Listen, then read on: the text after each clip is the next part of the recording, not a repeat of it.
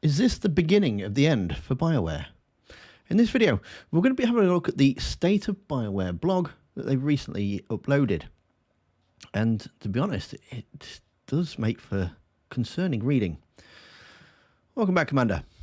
Okay, so Bioware. It's not been doing too well just lately. It had its disastrous Anthem. Really, I think that is the turning point, really, is where everything started going wrong for Bioware. And they've been on the back foot from it ever since. So yesterday they released the Bioware update, or the State of Bioware. And I'll pop a link to the update in the description. It says here, today, rather than discuss the upcoming projects, I'd like to share an update on the studio itself and an outline for our vision for Bioware's future. In order to meet the needs of our upcoming projects, continue to hold ourselves to the highest standard of quality, and ensure Bioware can continue to thrive in an industry that's rapidly evolving, we must shift towards a more agile and focused studio. It will allow our developers to iterate quickly, unlock more creativity, and form a clear vision of what we're building up before development ramps up. Now, what they've done is that they have they've made 50 people redundant. In fact, it says it down here. To achieve this, we find ourselves in a position where change is not only necessary, but unavoidable. As difficult as it is to say, rethinking our approach to development inevitably means reorganizing our team to match the studio's changing needs. As part of this transition, we are eliminating approximately 50 roles at Bioware. It's deeply painful and humbling to write, and we're doing everything we can to ensure the process is handled with empathy, respect, and clear communication. With that last point in mind, I want to take a moment to explain how we got here and what we're doing to support our colleagues and what this means for Bioware's current and future games. It means that it doesn't look good, to be fair. If you're eliminating 50 roles, then your studio's not growing, is it? You're not expanding. You're bringing the money in, and your publisher doesn't have the confidence in you. In fact, it's possible that they're cutting the money. And so that's why they're having to make people redundant. It does even say here, as difficult as to say, rethinking our approach to development inevitably means reorganizing our team to match the studio's changing needs, right?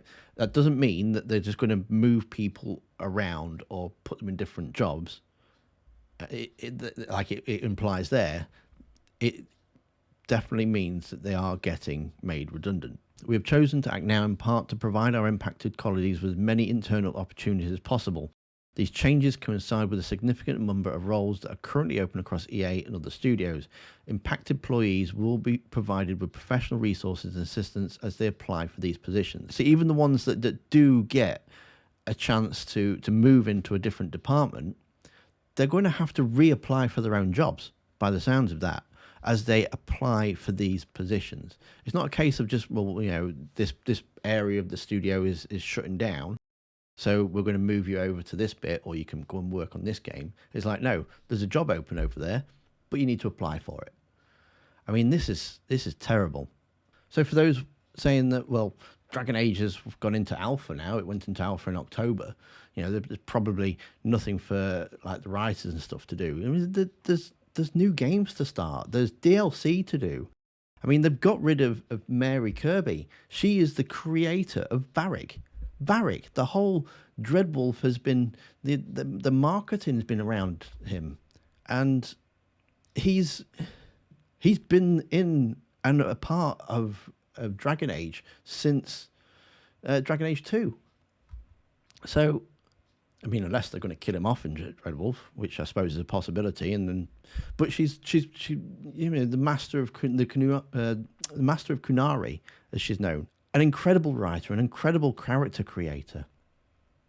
So, if they're getting rid of someone senior like that, I mean, I saw on Twitter that somebody said they're probably going to get AI to write Chat GTP going to be writing the next Dragon Age game. Although I jest, it's quite worrying, because if they're cutting down on staff like this, it means that they're not going to be making new IPs. Now, we know that they have said in the past that they're going to be concentrating on Mass Effect and Dragon Age as their main games. We know Dragon Age has already gone through, uh, what, three iterations of game. It was a single player game, then it was a multiplayer only game, then it's gone back to a single player with multiplayer, then it's just dropped the multiplayer aspect altogether. And now they've got rid of like the lead writer, they've got rid of the technical director as well. I believe that he's been made redundant too. So, and we still don't have any news on it or a release date. If it's in a playable state from start to finish, like they said, really all they should be doing is adding in all the codec stuff and making it look shiny and putting all the little details in and you know, make sure that all the artwork's beautiful and there's no bugs and it all runs smoothly and stuff. So you'd expect them to at least have a release date for it, which we don't. Which says to me that it's probably not in a, it might be playable from start to finish, but it might not be good. And if EA are losing faith in the studio, they won't stop to close them down. And don't think, just because it's got Bioware on the name that that's going to carry weight, because I don't think it does. EA are no strangers to closing studios. I mean, you can see here that they closed down Westwood Studios, the creator of Command and Conquer. There was Bullfrog Productions. They did, what was it, Populous and Syndicate. There was the Settlers people, Phenomic Games, and also the latest one, which was Visceral, who were right smack bang in the middle of making a Star Wars game. Maxis Software as well, SimCity creator.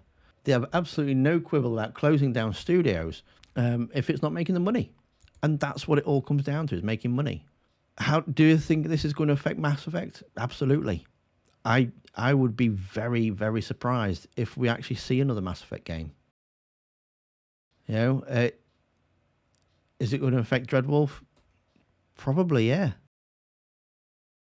I, if it comes out and it's not good, that's it. That's the end of Bioware. That it will, if it doesn't sell well, EA won't.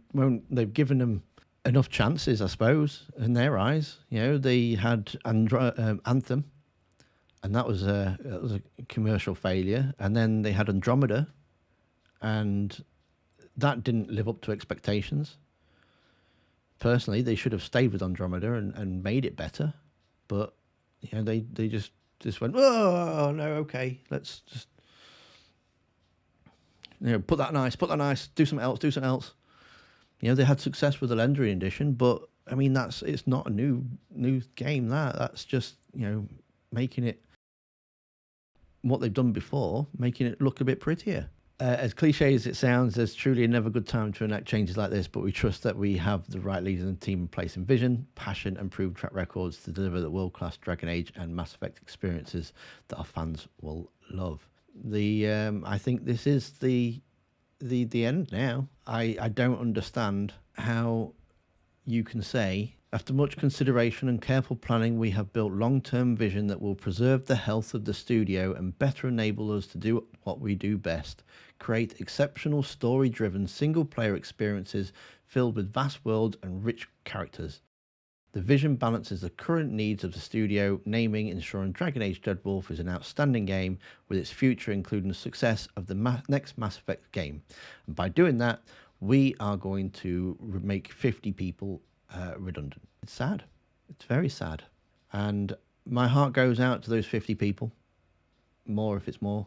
And I hope that other studios see the talent and the creativity that they can provide. And I really hope that they are not out of work too long. So from this channel to all those people, thank you for what you've done. Thank you for the games that you've brought. And thank you for providing such entertainment.